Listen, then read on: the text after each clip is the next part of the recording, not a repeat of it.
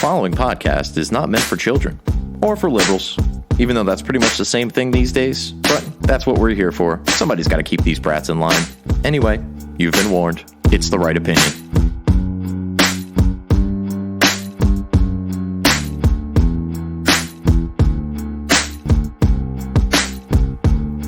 These days, our media's either incompetent or malevolent. They don't believe in heaven, but they acting like they heaven sent. Knowing the truth is way harder than telling it. We gotta work harder, gotta be more intelligent. Sometimes we just gotta grab a mic and start yelling shit. We're living in times when it's hard to stay relevant. Be the elephant in the room full of elephants. Be the elephant in the room full of elephants. Boom. Boo. Yeah, people were booing Trump recently. What the fuck is going on? I don't know. It's a crazy world out there, and I haven't been here to talk about it enough with you fine people. Welcome to The Right Opinion. I, of course, am your not-so-humble host, Harrison Bergeron, and I'm happy to have you all here as always. It's the holiday season. Happy, Chris Mahana Kwanzaa to you. Kwanzaa's not real. What can I say to piss people off right out the gate? That's not. I don't even think that's controversial anymore, that Kwanzaa's not real. It's like an FBI psyop, which is just like reason 7,481 to abolish the FBI. But that's a conversation for a whole nother day. I literally have an entire email folder dedicated to anti-FBI stories that I will put into one episode at some point. Now that I've put it out into the ether, hopefully it will actually happen. But nevertheless, we are here. It's the right opinion. It's been a while. I mean, where do I even begin, right? There's a million things to talk about. A couple off the top. One in particular, I want to talk about this Kyle Rittenhouse situation, right? It's been a little while. The dust has settled. We've gotten a chance to see how the media's reacted. We've gotten a chance, or at least a little bit of a hint, as to how Kyle is going to react moving forward. Obviously, I agree with the verdict. I think it's a joke that trial ever took place to begin with. All the notions about the racist Republican judge who apparently turns out after the fact to have been like a lifelong Democrat. and obviously the murderous 17-year-old who went there and only shot at anybody who was really trying to cause him severe bodily harm, right? I mean, we were told that this young white kid went to a Black Lives Matter rally, shot a bunch of people. A lot of people to this day still don't fully grasp that all three people shot were white. They think that it was a person of color, as if that really makes a difference. But at the end of the day, the jury heard the case. The jury, on top of, seeing the evidence, had some quite obvious external pressure applied on them, not only by NBC producers or adjunct reporters following the jury bus, but obviously these people know, they live in the community. They saw the riots that started all of this nonsense in the first place, which is another hilarious, listen, if you don't laugh, you'll cry, right? Another somewhat ironic, shall we say, aspect of all of this is that the riots that Kyle was at were a result of riots because Jacob Blake was shot, supposedly unarmed, by police officers, Jacob Blake being black, police officers largely white. I think we just default to white police officers these days. Obviously, they were in this case. There was the whole situation with LeBron James tweeting out the picture of the cop, "You're next," because, he's not a fucking shit stirrer at the end of the day. Really, that's all he is. He's a fucking shit stirrer. And good for him. I mean, he's making billions of dollars off of it. But unfortunately, there's generations of young athletes and young black kids, I'd imagine, just in general, that look up to this guy, and he's a total fucking tool.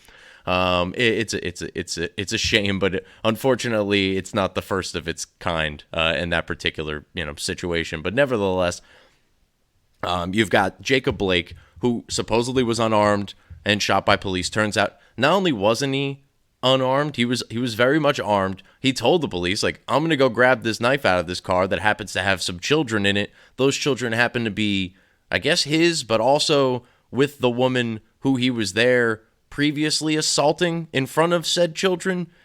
None of this was good. This guy was a real bad guy, and he showed absolutely no remorse as he went towards this car, grabbed the knife, and was getting ready. Obviously, what do you do when you're standing there with a bunch of police? You're telling them you're going to go get a knife. Like, what's the next step? Logical step from there. Obviously, he was intending on using it, and he was stopped from doing so by the police, who told him, drop the knife, bang, bang, bang, bang, bang, bang, bang. I think it was 7 shots. Nevertheless, he got hit a bunch of times, and this was turned into the next George Floyd, because we had just come off of all of that nonsense.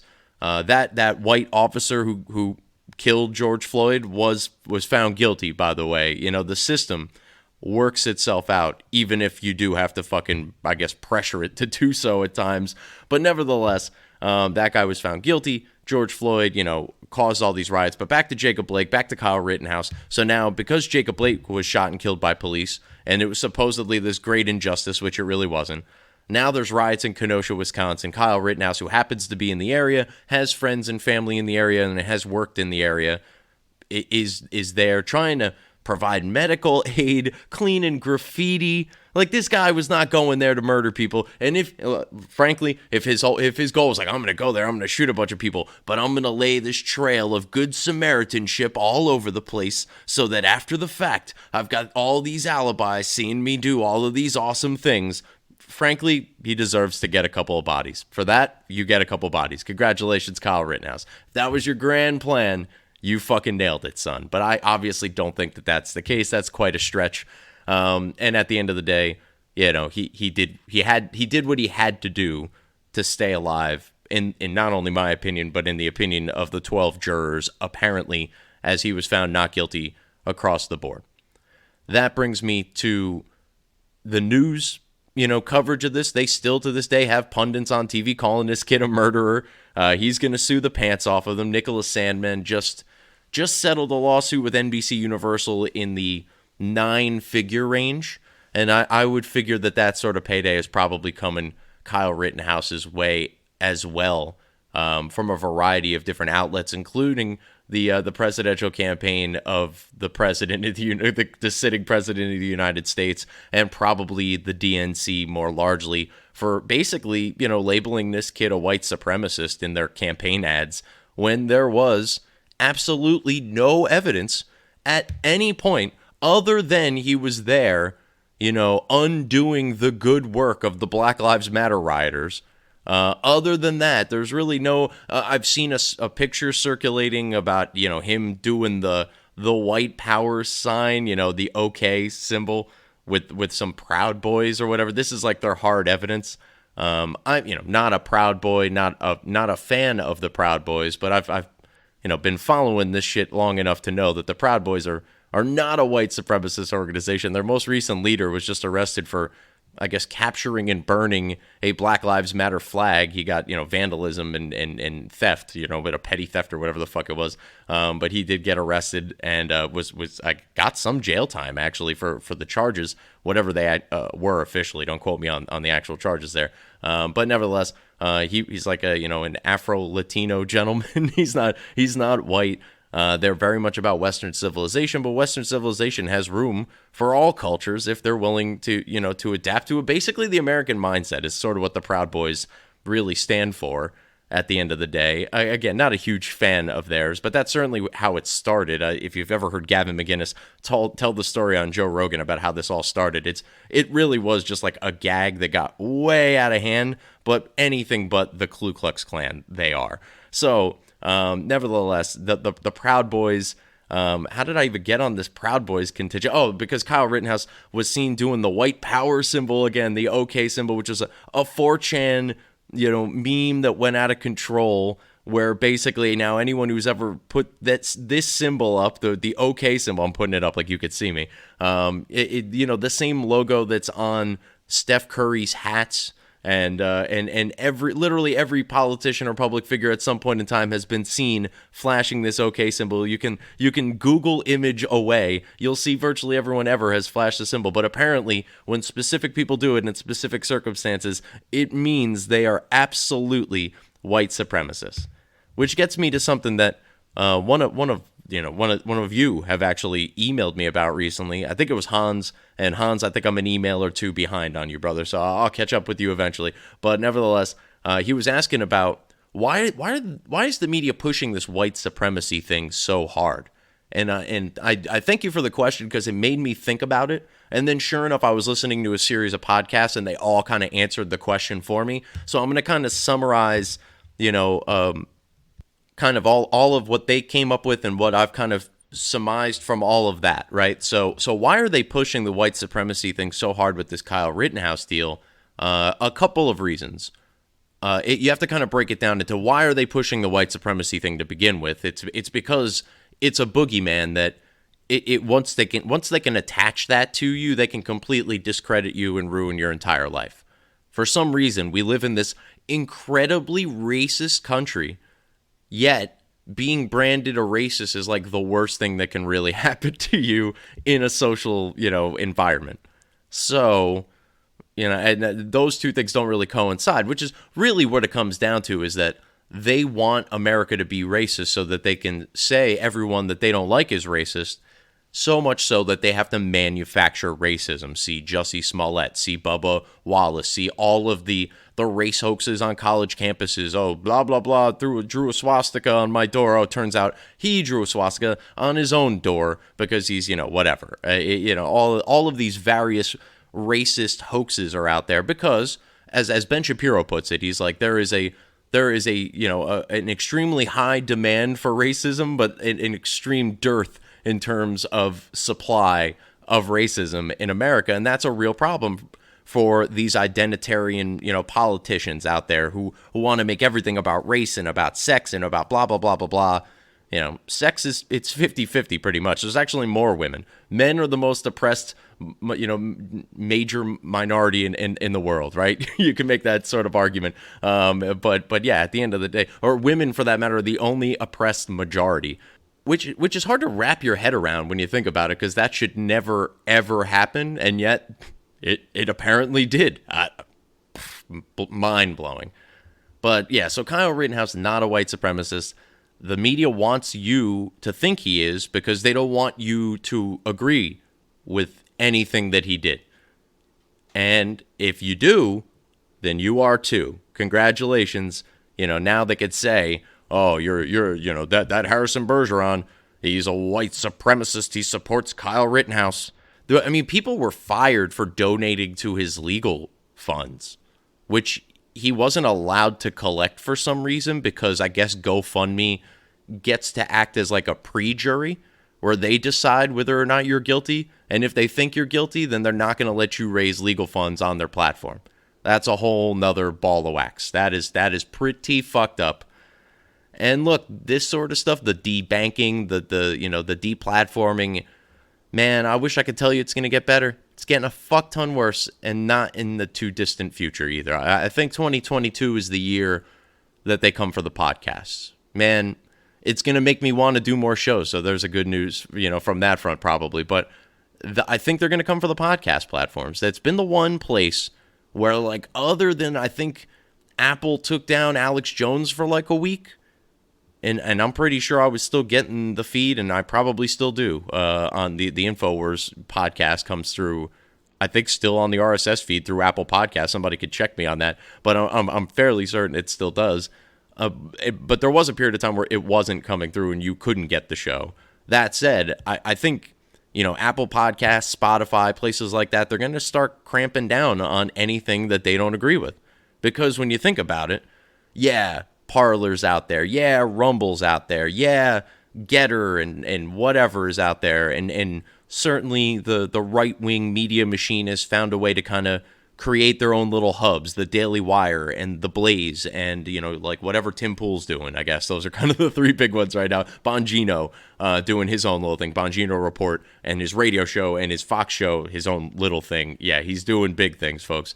But there's a lot going on there in the right-wing media space, and it's going to be increasingly hard for these places, to start basically, like, Apple is going to get pressured. Like, hey, man, Ben Shapiro is up at the top of your podcast charts like every week. Like, this can't be allowed.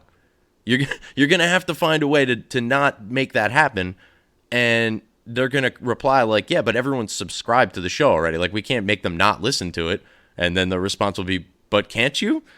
And eventually Apple is going to relent and they're going to kick stuff like the Daily Wire off. Unfortunately for them, people like the Daily Wire, people like Dan Bongino, Glenn Beck, the right-wing media machine has got a lot of money behind it. So they can actually start like an alternative economy is what Bongino talks about all the time, a parallel economy where, unfortunately, I'm fine with doing business with liberals. Liberals aren't fine with doing business with me, so why the fuck am I going to give them my money? There are the unavoidable platforms for now. Like, I watch an obscene amount of YouTube, and it's really a problem. It is. I'm sorry. And I don't want to give Google and YouTube all these, these ad dollars. And Lord knows they're making a goddamn fortune off of me because there's a fucking ad that pops up every 14 seconds when I'm watching a YouTube video. I swear to God, it's amazing how many fucking ads will pop up during like a 4-minute video.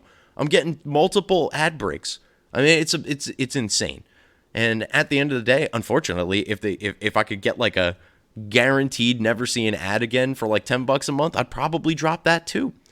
But until Rumble gets all of the shows and the streamers or whatever it is that I like to watch on YouTube, I watch a lot of politics stuff. Obviously, I watch a lot of Marvel, kind of comic booky stuff. I watch some sports stuff. I watch a lot of music. Not all of that's available on Rumble for me yet. So until it is, I can't make the switch. But we're getting there, and unfortunately, we're going to get pushed there because, like I said, the deplatforming, the debanking, all of that sort of stuff is coming. It's coming real hard, and it's probably coming real hard in 2022 before, the Democrats lose complete and total power in 2023 after the red wave that will be very real, unlike the blue wave last time around that was really not all that blue and all that wavy, and quite frankly, probably not all that legitimate. But at the end of the day, getting back to the Kyle Rittenhouse thing and the white supremacy thing, why are they pushing this so hard? It's because like I said, they want to push it because they need there to be racism, right? That's one half of it. Getting back to the other half of it, they pick situations where there's no evidence of racism whatsoever just to fucking see who they can convince that there's racism there. I mean, it has to be that at this point, right? George Floyd, yeah, white guy, kneeling on a black guy's neck, didn't hear an N-bomb, didn't see or hear anything throughout the course of that very long video that we all watched where he was, in any way, shape, or form racist. None of it can be interpreted as racist. As a matter of fact, he kind of went out of his way for a long period of time during that exchange to try to make Floyd comfortable to the point to where it got uncomfortable and then he died. Because, a whole slew of reasons, including, yes, most obviously, the knee on his neck. But at the end of the day, there was no evidence of racism there. As a matter of fact, I believe Derek Chauvin was married to an Asian woman. And I know Asians aren't real minorities, but if they're not white, they're not white, right? Like interracial marriages are interracial marriages. They're either, they either are or they aren't. It's like being pregnant. And not to say that, that I have any opinion one way or the other about who's marrying who, really. At as long as, everybody's consenting, I don't frankly give a fuck who's marrying each other. But, here we are, where certain races are held at a certain level of esteem because of their victimhood, but others aren't because they're not as big of victims. Like, it's all so goddamn racist. Like, if you just didn't look at everything through the lens of race, none of this would really be a problem. And it isn't, except for in your crazy heads out there, you fucking wacky liberals. But they need to push these cases because they need to be able to convince people that there's real bad racism where there's no evidence of racism whatsoever.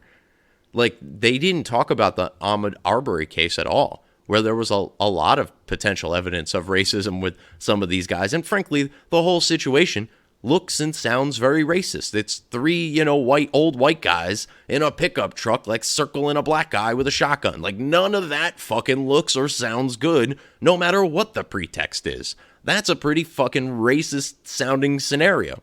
It sounds far more racist than, black man and white man interacted. This is like, oh my God, this is very fucking, Alabama in the 60s, all of this. So everyone kind of assumed and recognized, yeah, there was probably some racial bias in what these guys did, and this guy shouldn't have died, even if he was, kind of breaking into this construction site on a regular basis and possibly stealing shit. Is that worth shooting a random guy over? I don't think so. And all those guys were found fucking guilty because the system ultimately does work. Because if you tell a story to 6 random people or 12 random people, at the end of the day, if it's pretty obvious what happened, where it was, I guess in the Floyd case, it was most certainly in the Rittenhouse case, and obviously in the Arbery case, those juries made those calls based on having all of the evidence laid out for them. It's kind of a wonderful system if you just fucking let it play out every once in a while. Don't get me wrong. The system can be and has been and will forever in some way, shape, or form be corrupted. But more times than not, I think, these types of cases get an extreme magnifying glass on them. And I think more times, like I said, more times than not, we get the right call here based on everything that we're seeing. And in a lot of these cases, we're seeing pretty much everything the jury's seeing. Unfortunately, not in all cases. But, yeah, in the Rittenhouse case, that bitch was basically live streamed. Like, everyone watched every second of that fucking trial. I was watching it work on my phone. Like, you could be in the room, basically. Nowadays, mics and HD cameras and live stream on the internet. I mean, you're basically fucking there. You know the case as well as anybody in that room because you're listening to it in its entirety. If you wanted to. I mean, not to suggest I watch literally every minute of it, but you know, not only is this kid not a murderer, but he's most certainly not a white supremacist. At no point during the trial did the prosecutor at any level suggest that this might have been in any way, shape, or form like an act of racism, or that there might have been some racist bias, or that Kyle might have been a white supremacist and that might have been why he was hostile towards these, I guess, allies of the black community, because none of them were black. They have to push these racist narratives because they need racism, and they have to push the most obscure ones because the obvious ones everyone fucking agrees on. Everyone, oh yeah, duh. Like, yeah, this guy was pretty racist and he should fry. And then he does. Because unless you find the 12 jurors who are the 12 idiots that don't think that this obvious open and shut case happens to be an open and shut case, I mean, come on. What are the odds of that happening at the end of the day? So, I think that particular narrative is just, it's going to keep getting driven home because, I mean, I hate to say it because it just sounds so condescending and it sounds lazy, but the left has no argument. They have nothing to lean on. Their policies on law enforcement, their policies on climate, their policies on economics, none of them are based in any sort of reality. They live in the world where police are out hunting down black people and shooting them for sport. We live in the world where, unfortunately, those things do happen from time to time, but more often than not, the people who are getting shot by police merit being shot by police. Police don't take this lightly. They're most certainly not out there playing fucking laser tag with their Glocks. Okay, this is real life. These people have real families to go home to, and they'd like to go home to them. A, by not dying, and B, by not getting locked up in prison for a gratuitous murder. It's just silly. Yes, there are rare exceptions to everything I just said. But they're rare exceptions. The left thinks it's an everyday occurrence. Normal people understand it's not even close. Their policies on economics, we'll just keep printing money and pumping it into the economy, and the inflation definitely won't crush the lower and middle class. Everything that the Democrats scream, hey, we want to help the little guy. And I think they're so dumb that they actually think that their policies might help the little guy. But what are they trying to do now? Yeah, they're trying to raise a little bit the corporate tax. Whatever. Who's that going to ultimately hurt? The middle class, because the corporations, the people who own those corporations, now have 7% less revenue to work with, or 7% less, of their 7% less basically of their company to work with their annual budget. So now, are they going to eat the 7%? No, they're going to fucking lay people off. So now those people don't have jobs, and Jeff Bezos is doing just fine. And then we get into they want to bring back the SALT deductions from federal income tax. So basically, before the Trump tax cuts, if you were paying your state and local tax, SALT, S-A-L-T, you could then deduct the amount that you pay to the state from your federal income tax payment. So if you owe the state $15,000, you can then deduct $15,000 from the ultimate amount that you owe the federal government at the end of the year. And obviously that's pretty nice. In the Trump tax cuts, they put a cap on it so that you can only deduct up to $10,000. So if your property taxes or your state and local taxes were $15,000, well, now you're basically losing out on $5,000 because you can only deduct $10,000 from your federal income. Well, the Democrats want to swoop in and remove that restriction, allowing pretty much only wealthy people with extraordinarily high state and local income taxes and property tax, state and local taxes, so property tax income and federal state income tax. Those things are way higher for your wealthy neighbors. And so now they will be able to take a much larger number and deduct that from their federal income tax. Isn't it nice how we're helping the little guys, even though no little guy will in any way, shape, or form be touched by this? Only the wealthy are going to get a tax cut if that happens. That's absurd. They tell you that we're fighting for the little guy, and then one of the first big things that they want to do is basically give the rich a tax break. Like out in the open, they're not saying that's what it is, but that's what it is. They're saying, oh, we want to remove the SALT deductions, blah, blah, blah, blah, blah. Like, first of all, most people don't even know it. It's hard for me to even explain it. It's not even that difficult of a concept. But it's on its face a tax cut for the rich. So we're going to raise the corporate tax, which is going to result largely in people getting laid off and prices being increased, or prices being increased, really. It could be both or a little of each.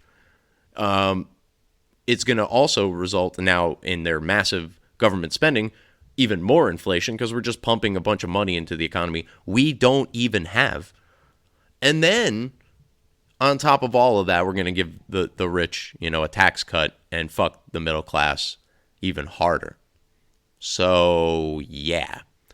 This is the reality that these people live in. Again, I like to think that they're just evil and they know that they're lying and that they're just good at it, and or most of our fellow Americans are morons. I like to think that that's the better alternative, because if these people are really this dumb and they have such a little grasp on really reality, basics, of just fundamentals of life. It's a miracle these people can fucking tie their shoes. And they have millions of followers. Oh, God, we're doomed. We're just doomed. So, they don't know what the fuck they're talking about. So they need to make the people that do know what they're talking about seem pretty evil. So that, obviously, you can't vote for them. I mean, they might even be right, but they're evil. Fuck them. You don't want to be one of those racist people, or those sexist people, or those xenophobic people, Islamophobic people, transphobic people, Omicronic phobic people. Yes, we came all the way back to fucking Omicron. There it is. I don't know how I managed to find this segue, but we pulled it out of the abyss from the grand multiverse. Go see Spider-Man. If you haven't seen Spider-Man yet, go see Spider-Man. Back to Omicron. Omicron. It's just so fucking silly. It can't be real. And it basically isn't real. And what do I mean by that? I mean, we're talking about a virus that as of today, we've had about a month since it was discovered. The woman who initially discovered it in South Africa basically discovered it, I mean, as anyone, I guess, would, by sheer happenstance. She had patients that, they just felt a little off, but they had, no symptoms other than they just didn't really feel right. And that was it. And so she was like, well, I mean, you're not really symptomatic. I mean, I guess I don't really know what that means. I guess we'll COVID test these people. These people had such a mild case, they barely knew they were sick. They just like kind of knew something didn't feel right. None of them required hospitalization. None of them have died. This is like the Omicron. Like, oh my God, run for the hills, people. The name sounds sort of scary. It sounds like a fucking Transformer meets a Pokemon. Like it is oh no, this thing's gonna get us. So everyone's running for the hills for Omicron. I believe as of right now, even though there's like a bajillion cases of it in the UK, like one person has died from it. I mean, this ain't it. And when I say it, it really doesn't even exist. I mean, it's like so ever present. It's like air. Like yes, it exists, but you can't really hold it. It's like love. Like it's just like it's a real thing. But is it real? It's now the most overwhelming strain in the U.S. In about 3 weeks of documented presence in the U.S., it now makes up about 90% of the cases. And there is no subsequent spike in hospitalizations or deaths. This thing is so mild that they're saying now, weirdly enough, ultimately, time traveler Trump is real because I think he was right about this virus. He just forgot what fucking year he was in. Is that this is a flu-like virus that is so mild, it is actually less deadly for the vast majority of people than the actual flu itself. We went from a virus that, killed largely fat and old people like the flu does, that if you said it was anything like the flu, even though it operated extraordinarily similarly to the flu, you were kicked off social media. A virus that probably started in a lab, that if you ever said that on social media, you were probably kicked off social media. Turns out that's probably true now. And ultimately, this resulted in a vaccine for said virus that didn't really work. And now we've got a strain of it that is bursting through vaccinations like fucking like a running back going through the fucking line, just like barreling through, making its way to the fucking end zone, just sticking that arm out and praying that he doesn't fumble on the half yard. Like he is getting through there, through the vaccinations, through the masks, through the mandates, through the lockdowns. You cannot stop this fucking virus, and I say good. Good. It's nothing.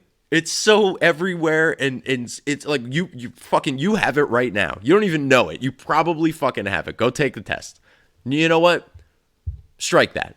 Don't go take a test, because that's the new thing, right? So there was a severe lack of racism, so they have to manufacture racism. There is now a severe lack of serious threat from this virus because the Omicron variant is so insanely transmissible. It is 140 times more transmissible than the original variant, or I guess the original strain. Everything else since has been a variant, I'd imagine. It is 70 times more transmissible than Delta, but it's like infinitesimally less severe. It's probably 70 times less severe, right? If it got 70 times more virulent, maybe it's 70 times less severe. I'm not saying that's a real thing, but it appears to be about 70 times less severe, because way less people are getting hospitalized, way less people are dying, way less people are even fucking aware they have it. And that's where the testing comes in. They need a new mechanism for fear. And we know, they've been pushing cases for a long time, when cases couldn't mean fucking less to me. If there's a bajillion cases and like 6 people are dying and like 12 people are in the hospital, I don't care about the cases. I care about the people who are dying and who are in the hospital. And yeah, there's been spikes in both of those fronts throughout the course of this pandemic. But when there hasn't been, then they hit you with cases. Oh my God, all these cases. There's like 14 bajillion million, zillion, billion, fucking blah, blah, Google, ampersand, $, cases of this virus in Florida alone. I saw a report today that they're trying to blame the recent surge in New York because they have all these crazy mandates, so it obviously can't be the way that they're handling things, or the fact that it's still the biggest, one of the biggest, most busy cities in the world. It definitely couldn't be that. But nevertheless, it has to be that the Floridians, wait for it, flew north for the winter and are up here. Yes, they're trying to blame a spread in New York City on the Floridians who, for some reason, decided to come up to the Northeast during the winter, because that's not what people do at all. That's literally the opposite of what everyone does. Everyone from New York goes to Florida for the winter. Well, not everyone, but, the people, is certainly, if there was a migration, a little map with like an arrow, there would be far more people during this time of year going from New York to Florida than from Florida to New York. Unless, of course, they went to Florida and they're just coming back from New York. That might be, but why would they be doing that now? Unless they're just coming back for the holiday season, and in which case, why is this Florida's problem? What does this have to do with Florida? You have no idea that these people contracted this in Florida. And once more, just in case, like I wasn't perfectly clear about this Omicron, it's basically not even a thing. It's so not even a thing. There's so little evidence that this is going to roar through the population. We're going to have a third wave and a blah, blah, blah. We need to mask again. Everyone needs to dress in hazmat suits and fencing outfits and something or other. Oh my God, there's nothing. This is actually getting to the point to where you're starting to see some sanity, even from the wackos on the left, because I think even they see 2022 on the wall. They see, they see that they've just gone way too far with this thing. And now, like, all of the evidence is coming out, basically, for anyone who's been paying attention this whole time, that all of our establishment media, scientists, fucking government, organizations have just failed us from top to bottom. They're as crooked and corrupt as any other group of people that have ever existed. And I don't think, you have to be a pretty wacko leftist to have not come to this realization by now. And I think even some of the wacko leftists realize that there's going to have to be, some reckoning, and that maybe if we get ahead of this, we can be like the first people that came and steered things back towards sanity, so that when they come for the crazies, maybe they'll show a little mercy towards us. Enter Brian Stelter. Yeah. That fucking potato on CNN with the whiny voice. Hi, I'm Brian Stelter here on CNN. And I gotta say, folks, maybe we went a little far. I'm thinking we went a little too far, because I think we should let the kids go to school. I know that sounds crazy, because I'm on a CNN set, and people don't even think, these people don't even have children. They're godless animals. But nevertheless, I think we should let the kids go to school. I think we should let them go. I don't think there's any real scientific evidence to suggest that these kids are going to die from this thing, and I think we should let them go to school. That happened. That was basically a video clip of what just happened on CNN. But yeah, no, Brian Stelter went on TV the other day and gave sort of a heartfelt speech about maybe we took this a little far with the kids. Yeah, we should protect the elderly. And yeah, maybe the kids should wear masks or whatever in school, but I think we should just let them live normal lives. To for the most part, there's no real evidence. If your kids are young, which they are because they're kids, and if they're healthy, and if they're not, it's sort of on you. Why are we punishing these kids? Because grandma might die. Keep them apart. Let the kids go to school. Let them run around and tackle each other and wet willies and shit. The kids, man. Let them be kids. Did anyone think about that? Oh, wait. There was people who were saying this the whole time. Including, and this is where it gets real insidious, including real doctors. Board certified, Nobel Prize winning doctors were saying this early on, saying like, look, yeah, the lockdowns, they might sound good in theory, but there's a ripple effect here that I don't think we want to really initiate. Meaning, there's like kids in schools that are young and developing and need facial cues and contact and daily education that's serious than not staring at a computer screen pretending to pay attention all day. Like there's kids that need to be in school and interact with adults and fellow children and learn, just like like people. My dad didn't go to college, but people who he worked with who did always would tell him like 90% of what you learn has nothing to do with what goes on inside the classroom. And a lot of that is true. You learn to network. You learn, almost like you're kind of, it's babyhood for adulthood. Yeah, I said it. It's like sort of like preschool for adults, right? You're kind of, this is it. This is school. And this is the last time you're ever going to do work for free. So the type of work you do moving forward is very important because it will merit, will have a lot to do with your level of income moving forward. And the people you meet here may very well be your peers out there. So get to know them and see if you can maybe all kind of buddy up and make something work for yourself. A lot of that's what college ultimately is. And the same is certainly true for preschool and kindergarten. Like, these are kids that never really went to a classroom and like read a book in a circle and fucking played with blocks and shit with their friends. Like that's weird. That's the beginning of a lot of serial killer fucking origin stories, right? Is that you create some really depraved kids when you basically cut them off from society for an extended period of time during their formative years. Not to mention, the older kids, drug problems, suicide rates, even older people than that, lack of, inability to go to hospitals and stuff to get basic things like, checkups and cancer screenings and stuff like that. A lot of undiagnosed diseases were took place in the last 18 to 24 months, no doubt. We probably won't know the true ripple effect of that for some time.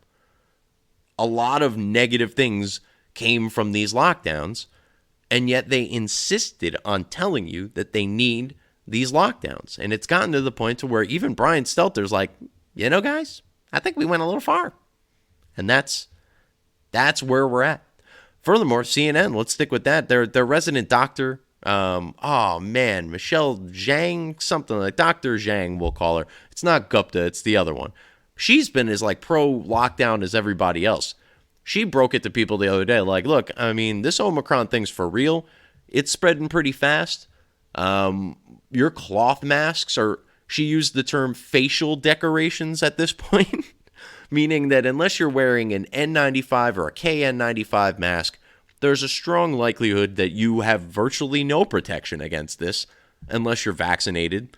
And for that matter, we're seeing an exorbitant amount of breakthrough cases with this strain because it doesn't appear that the vaccine is really up to the challenge here. Unless you maybe got it recently, certainly if you got it a while back, your efficacy is waning anyway. And now here comes Omicron.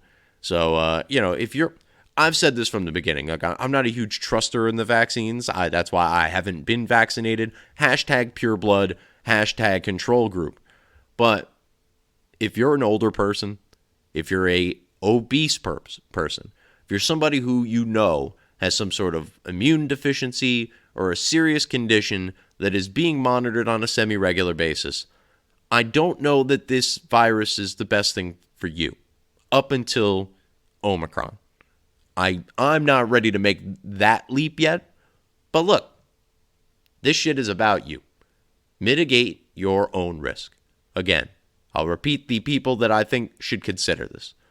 If you're older, I would say 50 plus and healthy even. Maybe this is for you. Just think about it. I'm not even pushing it. I don't give a fuck. Just letting you know. If you're 40 plus and obese, might want to consider this. Again, not pushing it, don't care. If you are, 40 plus and have any sort of serious health condition, I would consider this. Not pushing it. Couldn't care less. But for everybody else, I don't understand why you think you need this. Like if you have a serious, again, health condition, all right. If you're seriously obese, all right. If you're old, all right. Everybody else, like, I don't understand why you think you need this. I don't understand why you ever thought you needed this. The numbers dictate that the amount of healthy young people that are dying from this are like non-existent. We're still talking about throughout the whole course of this pandemic, maybe a dozen healthy children have died from this. You'd swear kids are fucking dropping like it's Sandy Hook. Ooh. Yeah. But no. Like less healthy children have died from COVID-19 than supposedly died at Sandy Hook. Think about that. That's a deep stat, and I don't know why the fuck I decided to draw that comparison, but that's where we're at. Yes, about 400 to 500 kids have died from this. Largely extraordinarily unhealthy kids, either because of some sort of condition, meaning that almost any other similar disease, like a flu, could have very well been the trigger point for these people, or we're talking about people that were kids that were so unhealthy that it was probably parentally induced, feeding one too many fucking cheeseburgers to these kids. And you know what? I was thinking about the irony of this the other day. As a matter of fact, I think I talked about this at the very, very beginning of the pandemic, and now that it's kind of come full circle, I kind of love it even more. The idea that there's like a let's say a husband and a wife, they're in their early 60s. I'll use like kind of my parents and me as a gauge, right? Like, because I'm in my mid 30s, my parents are in their early 60s. So there's a couple out there who's in their early 60s, possibly susceptible to this virus, certainly early on. Again, not willing to make the claim that Omicron is like going to absolutely not have any serious effect on any of those susceptible people. But for the rest of us, it's going to be ain't no thing but a chicken wang. And that's at least what the data is showing us so far. So let's say there's a couple out there in their early 60s and they're susceptible to this. Like they need to really take this seriously and isolate from the rest of society as best they can. They're going to work from home. Problem. Their deadbeat son who's in his mid-30s lives at home with him. Not me. But could have been me, right? I guess. I don't know. My parents probably have kicked me out by now anyway. It's probably why I live by myself. But ultimately, these people who allowed their deadbeat, mid-30-year-old son to just kind of live with them, work a dead-end job, and go to the bars every night are now susceptible to this virus because they have a guy in their house who has no fucking business there, who if they had raised properly wouldn't be there, but because they didn't, now they're at risk. I would love to just spend 22 minutes inside the mind of one of these people that are out there going through this scenario right now, thinking man, if I didn't have my fucking loser son living home right now, I'd have nothing to worry about. But now I got to worry about where he's fucking going. If I try to keep him here, he's just going to fucking lie to me. What am I going to do? Take the car from him? He's 34. It's his car. But he's gonna he's just gonna go right from work. He's gonna go to the bars. He's gonna drink. He's gonna try and bring women home. He's gonna all this shit because he's a fucking loser. He's not gonna actually bring any women home, so I don't have to actually worry about that. But nevertheless, he's gonna continue to live his life, not give a fuck about me, even though really that's precisely how I should have treated him, say 5 to 10 years ago, where I should have just continued living my life and told him to fuck off and get a job. But nope, I didn't. And now he lives here, and now I got to fucking deal with this. There's far too many people that fit that scenario because we all know, listen, love my mid-30s people out there, my fellow millennials. We are not the greatest generation. We're not the toughest. We're not the greatest. We're not the strongest. But we're people. And people are talking about those people talking. But yes, ultimately, the millennials, there's a lot of them still living home with their parents, and they're probably putting their parents at risk. And none of this would have happened if their parents had just fucking raised them properly. So I like to think that there's a lot of people out there really reconsidering their life choices, and hopefully they'll start voting Republican soon. Anyway, I don't really have much else. I really wanted to hit on Omicron. I want to hit on Rittenhouse. There's obviously so much more going on. I made my big prediction for 2022. It's they're coming for the podcast. That is it. They're coming for the podcast platforms, the Stitchers, the Google Plays, certainly the Amazon Plays, and all those things. They got a real easy, probably switch they could just flip tomorrow. And all of us who are still sane and somewhat anchored to reality can just be completely eviscerated from the internet. And hopefully that parallel economy is there. Hopefully Rumble gets their, I don't want to say get their shit together. Rumble just went public recently. You can, I believe, I don't want to give the ticker because I don't remember it. I definitely don't want to give it, and certainly don't want to be wrong about it. But they just went public. Check that out. You can Google, Rumble video goes public or whatever. You'll find the ticker for the holding company. But they like I said, they need to get some music infrastructure over there. They need to get people from YouTube, like some of the bigger shows, to move over there. And it can't just be about politics. You need to start getting some of the culture stuff over there. And look, you don't need to ask them to leave YouTube. Stay on YouTube.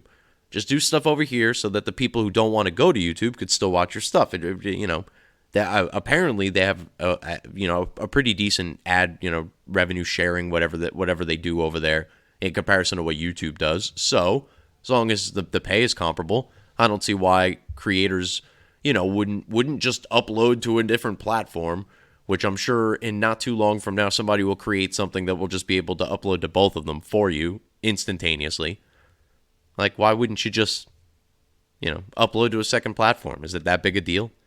It's a second revenue stream, potentially. Maybe people who are conservative, who might have never found your content, might stumble upon you. And yeah, maybe you don't agree on politics, but you like the same type of books or movies or magazines or what magazines? Who the fuck read magazines anymore? I don't know. I'm an old man. Huh? Jill? Huh? Mr. President? Yeah. I'm kind of recording a show right now. You're gonna have to go. Secret Service? Can you? Yeah, thanks. All right. A crazy old man just wandered through the studio. But I guess it happens in, sack of oatmeal's America. But that's it. Really, that's all I got. I don't even have plugs. I guess, the Twitter machine, @RightOpinionPod, and I guess rightopinionpod.substack.com. Those are the two biggies. Check me out there. I'm doing work on Twitter, people. I'm slicing and dicing. I got a real good fireball tweet. I'm attacking blue checks like it's my job. Like I'm a spider person attacking alternate dimension villains, spoilers, whatever. Go watch Spider-Man. Go enjoy yourselves. And hopefully once the internet is back up in my house, I will be able to upload this episode for you. Have a merry motherfucking Christmas from yours truly, Harrison Bergeron. This has been The Right Opinion. And as always, we have to remind you that opinions are like assholes. But this asshole has the right opinion, and you can only catch it right here on The Right Opinion. I'll talk to you next time. Peace. Bum, bum, bum, bum, ba-dum, bum, bum, bum, bum, ba-dum, be-doo-be-dum, bum, bum, bum, ba-dum, be-doo-be-dum, bum, bum, bum, ba-dum, be-doo-be-dum. I'm dreaming of a white Christmas. Hey, what happened? Hey, bro, this is the PC police. We heard you were singing White Christmas, bro. Yeah, and? Like, why's it gotta be White Christmas, bro? Like, couldn't you be a little bit more diverse? Yeah, I mean, it's Christmas, I guess. We can give this a shot. Here it goes. Let's take it from the top. Bum, bum, bum, bum, ba-dum, bum, bum, bum, bum, ba-dum, be-doo-be-dum, bum, bum, bum, ba-dum, be-doo-be-dum, bum, bum, bum, ba-dum, be-doo-be-dum. I'm dreaming of a multiracial Christmas. Not again. Hey, bro, sorry, I should have mentioned this the first time, but, like, Christmas, bro? Like, seriously? There's a lot of people out there who don't celebrate Christmas, bro. Yeah, but you see, it's a Christmas song. Like, it's about Christmas. It's geared specifically towards people who celebrate Christmas. Yeah, bro, but couldn't you, like, be a little bit more, like, all-inclusive, like, for the holiday season, bro? Yeah, I mean, I guess I could. All right, I'm going to give this one more shot. Let's go ahead. Take it from the top. Bum, bum, bum, bum, ba-dum, bum, bum, bum, bum, ba-dum, ba-dum, bum, bum, bum, ba-dum, ba-dum. I'm dreaming of a multiracial holiday season, just like the ones I used to know, where the treetops glisten and children listen to hear. Oh, what the fuck is it now? Yeah, bro, it's 2018, bro, so, like, children don't really need to listen anymore. They're actually capable of making their own decisions for things, even though, like, 5 minutes ago, I would have just considered them to be, like, a clump of cells, bro. But, like, the idea of children listening to their parents is, like, it's a social construct, bro. Like, get with the times. It's not even about children listening to their... You know what? Never mind.